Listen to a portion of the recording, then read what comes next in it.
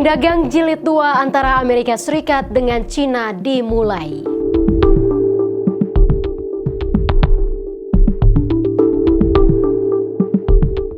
Aktivitas manufaktur Amerika Serikat menandai ekspansi untuk pertama kalinya sejak 2022.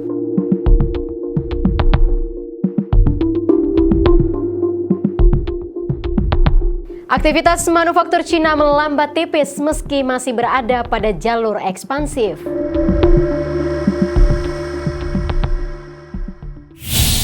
Halo sahabat finansial, apa kabar Anda akhir pekan ini? Tentunya pekan yang cukup panas, 3 hingga 7 Februari 2025.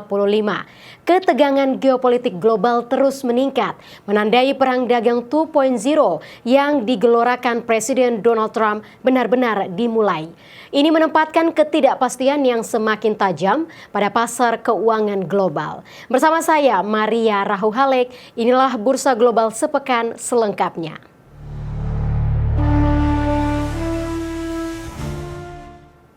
Presiden Amerika Serikat Donald Trump benar-benar memulai perang dagang jilid 2. Ia mengenakan tarif 10% untuk semua barang Cina. Vonis tarif impor tersebut menuai aksi balasan dari Cina. Kondisi tersebut semakin menempatkan ketegangan serta ketidakpastian di pasar keuangan global. Presiden Amerika Serikat Donald Trump resmi menetapkan tarif impor baru kepada Kanada, Meksiko, dan Cina.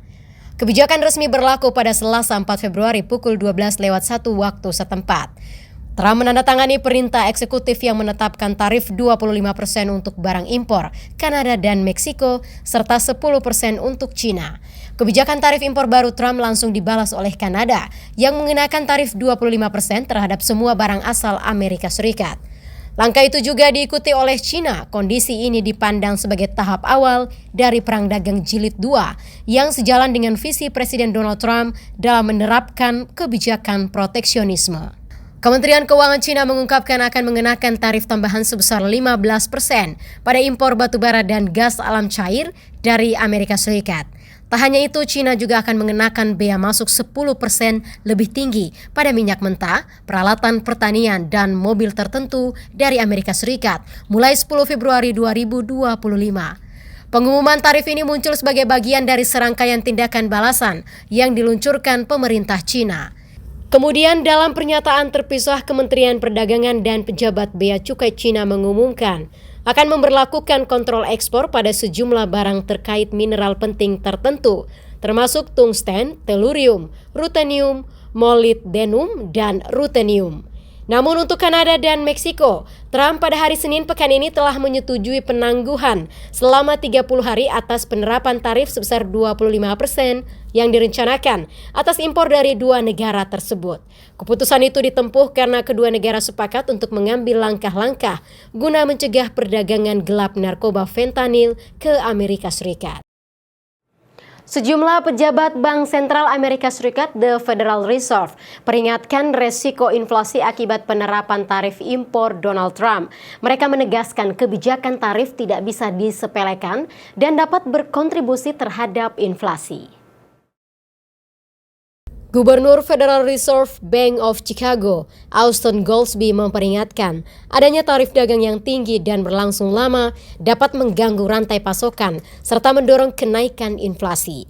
Goolsbee juga menekankan bahwa tarif impor tidak bisa dianggap sebagai faktor yang tidak berkontribusi terhadap inflasi. Ia meminta para pembuat kebijakan untuk mengingat kembali masa pandemi COVID-19, yang mana gangguan rantai pasokan menjadi pemicu utama lonjakan inflasi dan memanaskan ekonomi secara berlebihan.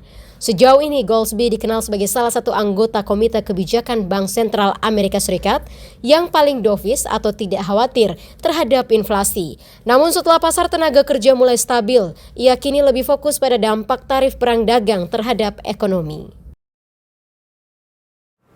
Aktivitas manufaktur Amerika Serikat menandai ekspansif untuk pertama kalinya sejak 2022. Pertumbuhan pada Januari lalu naik 1,7 poin menjadi 50,9. Angka tersebut merupakan yang tertinggi sejak September 2022. Pada Januari 2025, aktivitas manufaktur Amerika Serikat menunjukkan pertumbuhan yang menandai ekspansi pertama sejak 2022. Indeks Manufaktur Institute for Supply Management atau ISM yang rilis pada Senin pekan ini waktu setempat naik 1,7 poin menjadi 50,9. Angka ini merupakan yang tertinggi sejak September 2022. Peningkatan pertumbuhan terjadi seiring dengan meningkatnya pesanan dan percepatan produksi yang memberikan harapan baru bagi sektor industri. Pesanan baru meningkat 3 poin menjadi 55,1. Kondisi ini menjadi level pertumbuhan tertinggi sejak Mei 2022. Kemudian kenaikan indeks selama 5 bulan berturut-turut menunjukkan permintaan yang meningkat mendorong produsen untuk meningkatkan produksi. Selanjutnya, indeks produksi ISM juga menunjukkan ekspansi yang kuat, naik 2,6 poin menjadi 52,5. Angka ini tertinggi sejak Maret tahun lalu. Kenaikan ini mendorong perusahaan manufaktur untuk mulai menambah tenaga kerja. Meski sejumlah indeks menunjukkan optimisme yang mulai tumbuh, namun ancaman perang dagang ekonomi global yang lesu dapat menghambat prospek pertumbuhan ekonomi Amerika Serikat. Sahabat finansial, inflasi zona euro naik lebih cepat dari perkiraan, menjadi 2,5% secara tahunan pada Januari 2025. Kenaikan itu didorong oleh lonjakan biaya energi. Badan Statistik Eurostat pada Senin pekan ini waktu setempat mencatat, selama Januari 2025 inflasi zona euro naik lebih cepat dari perkiraan menjadi 2,5% secara tahunan. Kenaikan ini terjadi karena didorong melonjaknya biaya energi. Kemudian inflasi inti yang tidak memasukkan harga makanan, energi, alkohol, dan tembakau tercatat sebesar 2,7% pada Januari kemarin dan tetap tidak berubah sejak September. Badan Statistik Eurostat juga mencatat inflasi sektor jasa yang menjadi perhatian utama sedikit turun menjadi 3,9% pada Januari lalu dari 4% pada Desember 2024, namun biaya energi melonjak 1,8% dibandingkan tahun sebelumnya. Ini merupakan kenaikan tajam dibandingkan dengan peningkatan 0,1% pada Desember 2024. Masih dari zona euro, aktivitas manufaktur Inggris terus berjuang di tengah ketidakpastian pasar keuangan global. Indeks naik menjadi 48,3 pada Januari 2025. Data S&P Global Index Manager pembelian manufaktur Inggris naik menjadi 48,3 pada Januari 2025. Angka itu naik dari Desember 2024 yang berada di angka 47,0. Meski demikian, aktivitas manufaktur Inggris tetap berada di zona kontraksi karena berada di bawah angka 50. Namun laju kontraksi sedikit berkurang untuk Januari lalu. Sepanjang Januari 2025, aktivitas manufaktur Inggris masih berjuang di tengah ketidakpastian global.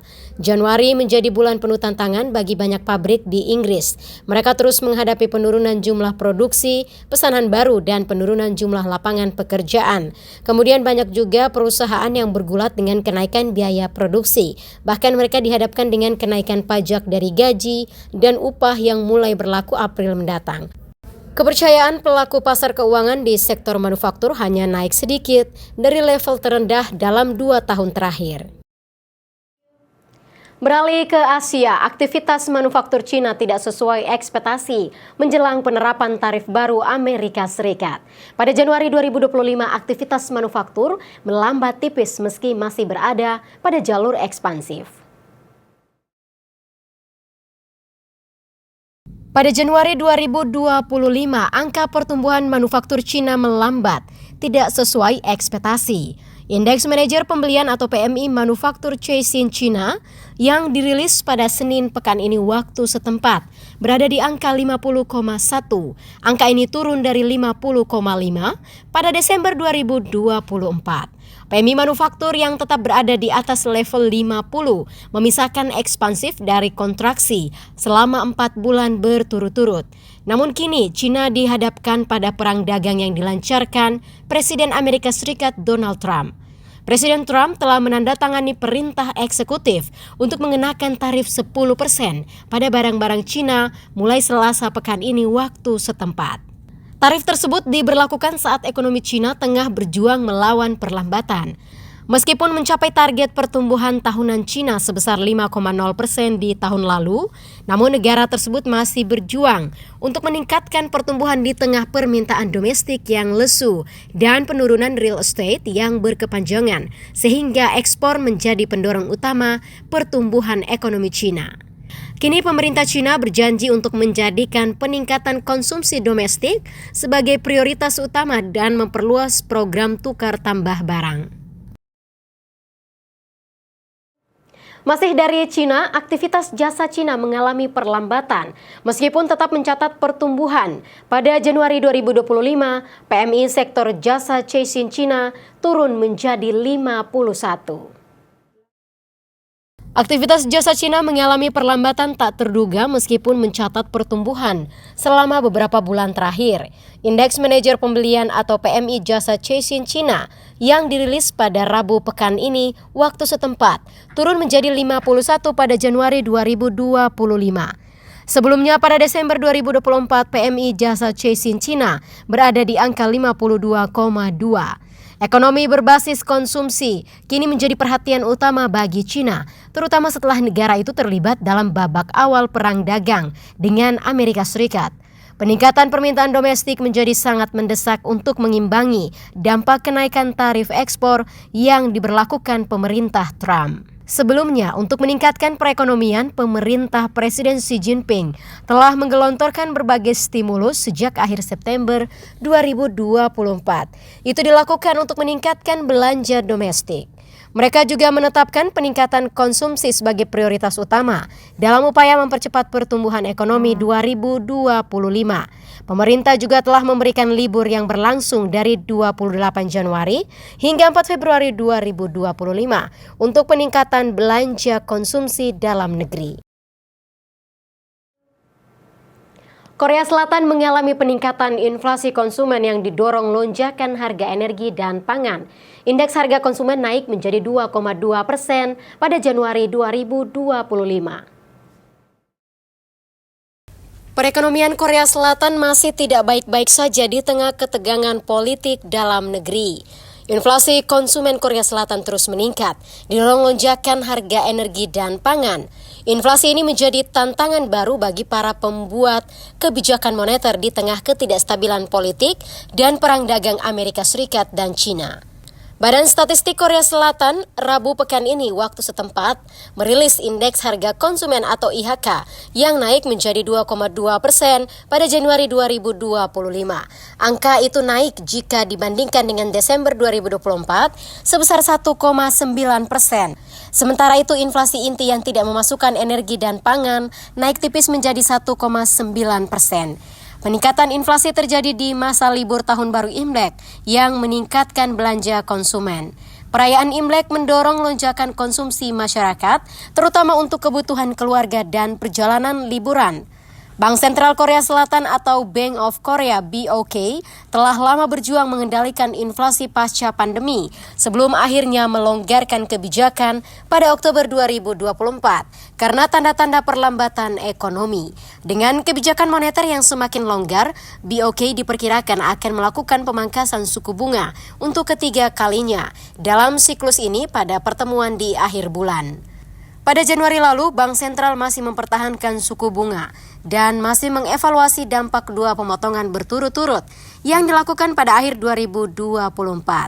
Namun gejolak politik akibat pemakzulan Presiden Yoon Suk Yeol setelah pemberlakuan darurat militer singkat semakin meningkatkan ketidakpastian ekonomi. Dan untuk meningkatkan konsumsi, Presiden sementara Choi Sang-mok mengumumkan hari libur nasional tambahan pada akhir Januari kemarin. Kebijakan ini muncul setelah keyakinan konsumen Korea Selatan turun drastis di Desember 2024, mencatat penurunan terdalam sejak pandemi COVID-19. Demikian sahabat finansial Bursa Global sepekan kali ini. Jangan lupa ikuti terus berita teraktual, analisa pasar mata uang serta investasi di portal berita kabarbursa.com. Atas nama kru yang bertugas, saya Maria Rahuhalek. Pamit undur diri, terima kasih dan sampai jumpa.